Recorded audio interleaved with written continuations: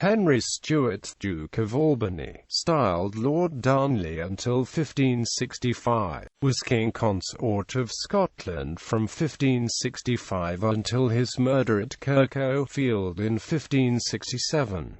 Many contemporary narratives describing his life and death refer to him as Lord Darnley, his title as heir apparent to the Earldom of Lennox, and it is by this appellation that he is now generally known. He was the second but eldest surviving son of Matthew Stewart, 4th Earl of Lennox, and his wife, Lady Margaret Douglas. Darnley's maternal grandparents were Archibald Douglas, 6th Earl of Angus, and Margaret Tudor, daughter of Henry VII of England, and widow of James IV of Scotland.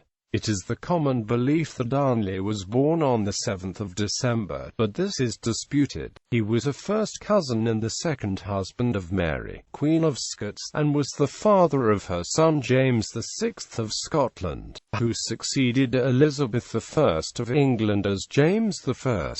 Early life. Darnley was born in 1545 at Temple Newsham, Leeds, in the West Riding of Yorkshire, England. Through his parents he had claims to both the Scottish and English thrones, as he was descended from both James II of Scotland and Henry VII. Darnley's father, Matthew Stewart, Earl of Lennox, had been declared guilty of treason in Scotland for his part in the War of the Rough Wooing, siding with the English as an opponent of Mary of Guise and Regent Arran, and his Scottish estates were forfeited in 1545. Lennox lived in exile in England for 22 years, returning to Scotland in 1564. Darnley's mother, Margaret Douglas, had left Scotland in 1528. Lord Darnley was well educated and brought up conscious of his status and inheritance. He became well versed in Latin and grew up familiar with Gaelic, English and French. He excelled in singing, lute-playing, and dancing. His tutors included the Scottish scholar John Elder, who had been an advocate of Anglo-Scottish union by a marriage of Mary, Queen of Scots, to Prince Edward, and gave his opinions to Henry VIII as the advice of a red shank in 1543.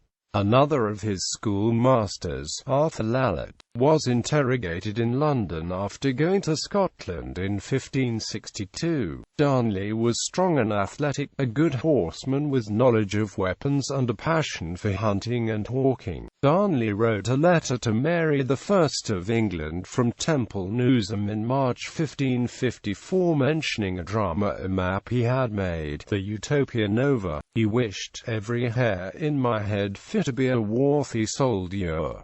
Lennox Crisis. The Lennox Crisis was a political dilemma in England that arose from the dynastic ambition of the Lennoxes. Matthew Stewart, 4th Earl of Lennox, was third in line to the Scottish throne, and his wife Margaret Douglas was niece to Henry VIII and granddaughter of Henry VII. The Lennox family were Roman Catholic and might therefore have represented an alternative succession in England. When Henry II of France died in July 1559, Lennox's brother, the Sieur d'Aubigny, was elevated in the French court as kinsman of the new Queen, Mary, Queen of Scots. Albany arranged for Darnley to be dispatched to the French court to congratulate Mary and Francis II of France on their accession and see restoration for Lennox. Mary did not restore Lennox to his Scottish earldom, but she did give 1,000 crowns to Darnley and invited him to her coronation. Lennox's plan was to appeal directly to the Queen of Scots via her ambassador, over the heads of Elizabeth and her Guise.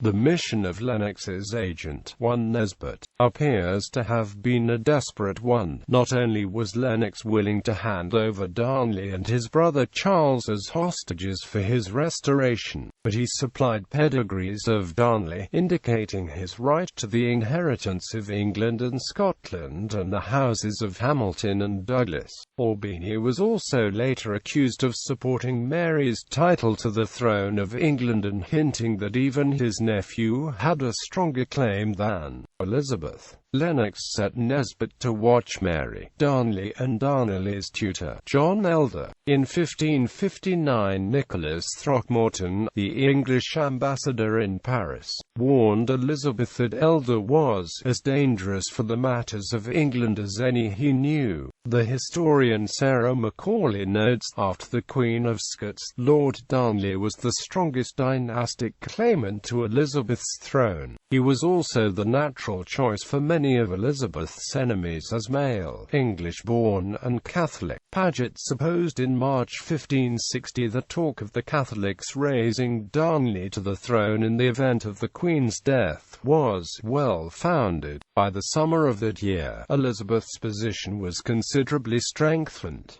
Francis Yaxley was one notable spy. A Catholic, Yaxley had been a clerk of the signet and had been employed by William Cecil since 1549, travelling in France for him. Yaxley had placed Mabel Fortescue and other ladies as servants in the Lennox household at Setterington in November 1560. Yaxley had been employed by Margaret Douglas. His interrogation at the Tower of London in February 1562 revealed that he had obtained intelligence about the English court from the Spanish ambassador, and the ambassador had entrusted him and Hugh Allen with messages and tokens for the Lennoxes and Darnley. Yaxley admitted that his missions were intended to arrange the marriage of the Queen of Scots with Darnley, that Darnley's religion guaranteed him greater success in his suit than the Earl of Arran, and that Margaret Douglas had many friends in the north. Although the Lennox threat never died out, Elizabeth did not convict the family of treason in 1562 after their arrest, nor did she encourage steps made to annul Margaret's claim to her throne. For inquiring into her legitimacy, perhaps, as has been suggested, Elizabeth feared that these investigations could also be directed at herself, or her inaction was intended merely to ensure the survival of the monarchy by not reducing the number of potential heirs. The Lennox family were released in February 1563, and within a few months,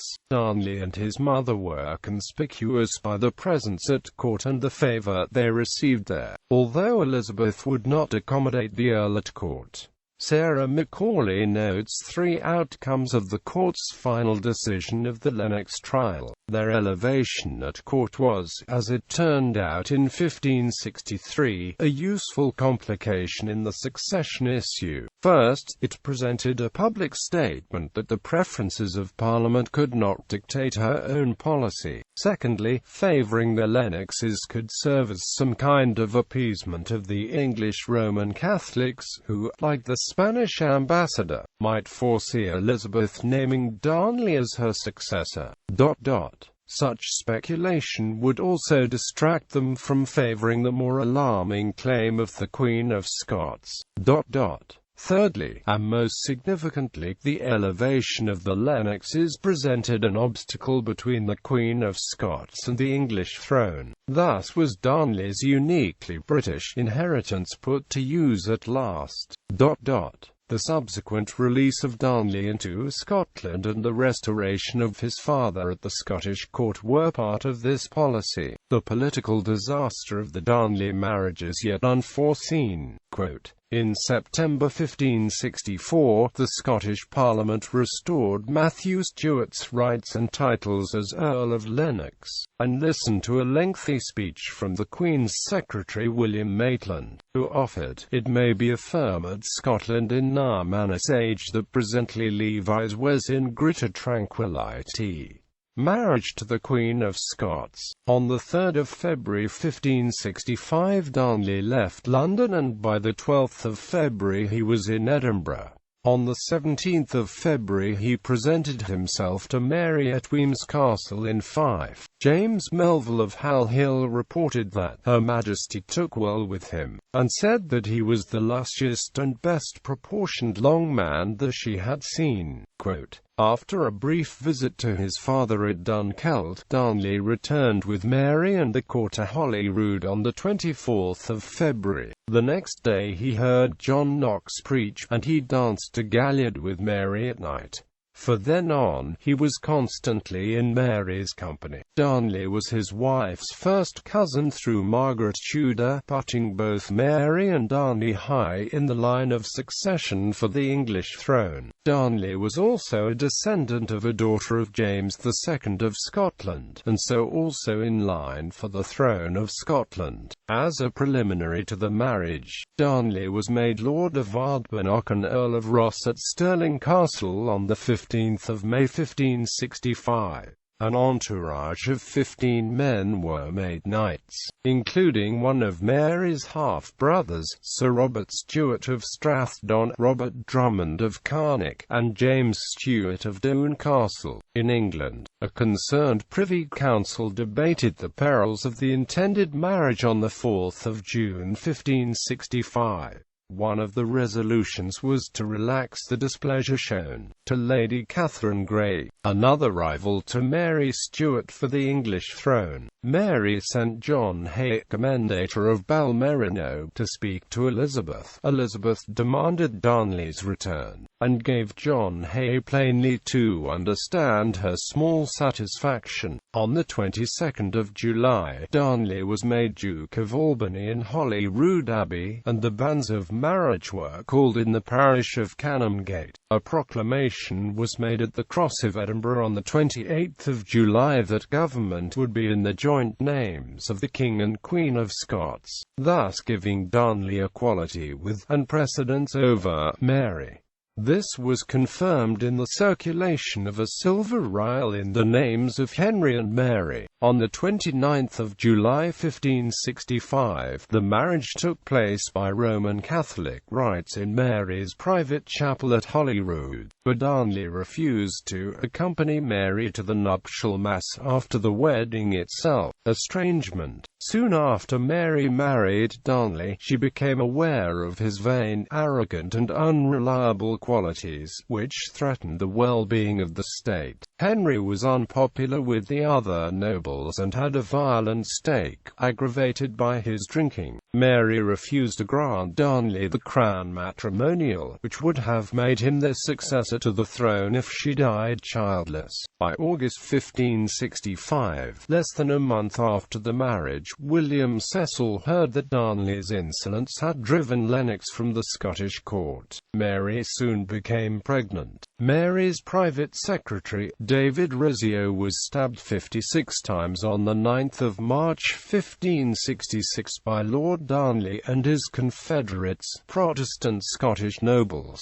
in the presence of the 7 months pregnant Queen in her dining room. According to English diplomats Thomas Randolph and the Earl of Bedford, the murder of Rizzio was part of Darnley's bid to force Mary to cede the crown matrimonial. Darnley also made a bargain with his allies to advance his claim to the crown matrimonial in the Parliament of Scotland in return for restoring their lands and titles. When the Spanish ambassador in Paris heard this news, the headlines were that Darnley had murdered his wife, admitted the exiled heretics, and seized the kingdom. Quote, However, on the 20th of March, Darnley posted a declaration denying all knowledge of a complicity in the Rizzio murder. Mary no longer trusted her husband, and he was disgraced by the kingdom. On the 27th of March, the Earl of Morton and Lord Ruthven, who were both present at Rizzio's murder and had fled to England, wrote to Cecil claiming that Darnley had initiated the murder plot and recruited them, because of his high quarrel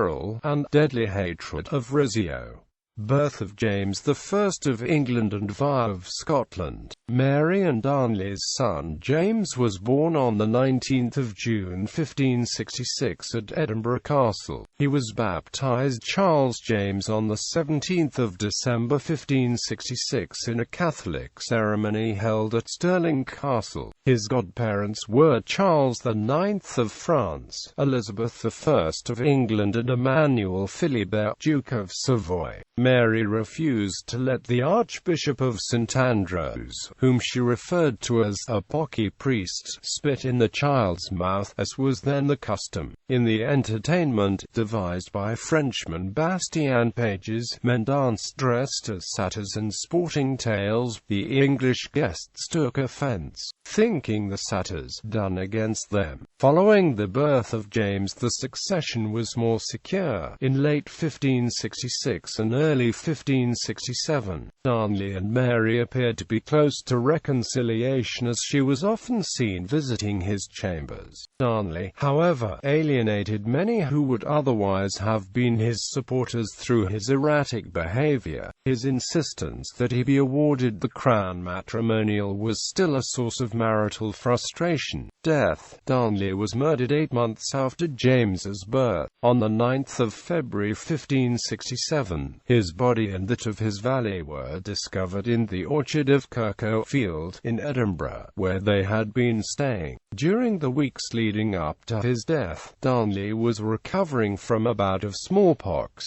He was described as having deformed pox upon his face and body. He stayed with his family in Glasgow until Mary brought him to recuperate at Old Provost's lodging at Kirk, a two-storey house within the church quadrangle, a short walk from Holyrood, with the intention of incorporating him into the court again. Darnley stayed at Kirk while Mary attended the wedding of Bastien Pages, one of her closest servants, at Holyrood. Around 2 a.m. on the night of the 10th of February 1567, while Mary was away, 2 explosions rocked the foundation of Kirk.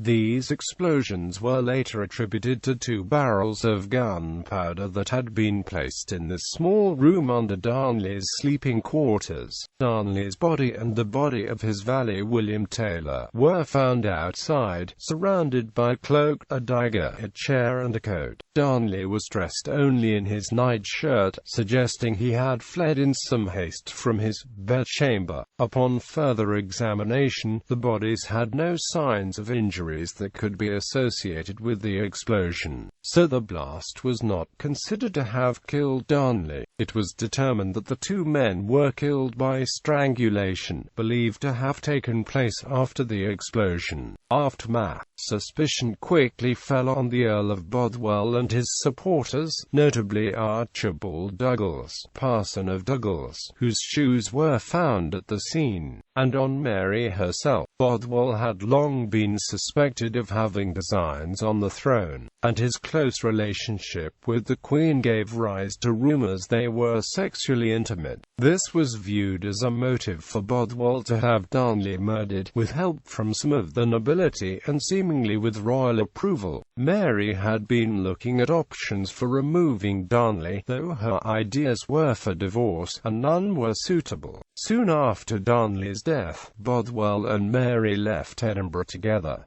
There are 2 points of view about the circumstances. In the first, Bothwell kidnapped the Queen, took her to Dunbar Castle, and raped her. In the second, Mary was a willing participant in the kidnapping, and the story of rape was a fabrication, so her honor and reputation were not ruined by her marriage to a man widely suspected of murder. Mary later miscarried twins by Bothwell. Suspicions that Mary colluded with conspirators in her husband's death, or that she took no action to prevent his death, were key factors in the downward spiral that led to Mary's loss of the Scottish crown. The casket letters, alleged to have been written by Mary, seem to indicate her support for the killing. The letters were purportedly found by James Douglas, 4th Earl of Morton in Edinburgh, in a silver box engraved with an F, along with a number of other documents, including the Mary Bothwell marriage certificate. Before Morton's execution in 1581, he admitted having knowledge of the murder plot, and that Bothwell and Archibald Douglas were chief actors in Darnley's murder. A soldier under the pay of Bothwell, William Blackadder of the clan Blackadder, was allegedly the first non-participant to happen upon the scene. and for that reason was initially treated as a suspect. Although initially cleared of any involvement in the murder, he was offered up by the conspirators and convicted at a show trial, after which he was executed by being hanged, drawn and quartered before each of his limbs was nailed to the gates of a different Scottish town. Not long after that, both Mary and Bothwell were charged with Henry's murder.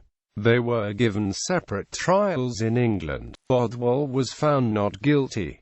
Mary's trial took longer, ending with no definitive finding. Mary was kept in captivity until she was implicated in the Babington plot against Elizabeth, after which she was convicted of treason and executed. Titles, styles, honours and arms.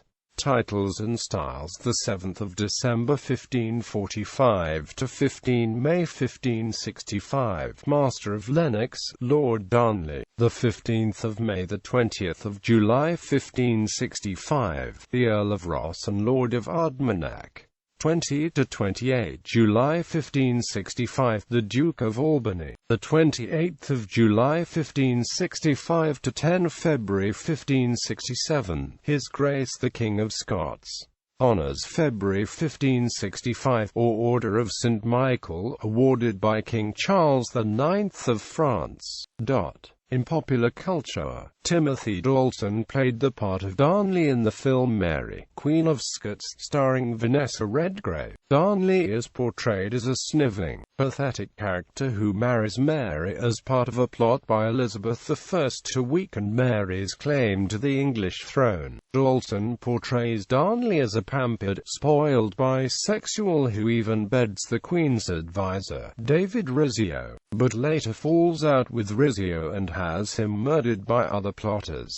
Darnley then mourns the death of his former lover. A plot to murder Darnley is later planned and carried out by Lord Bothwell, Mary's illegitimate half-brother Lord Moray, and the various Scottish lords who participated in the murder of Rizzio.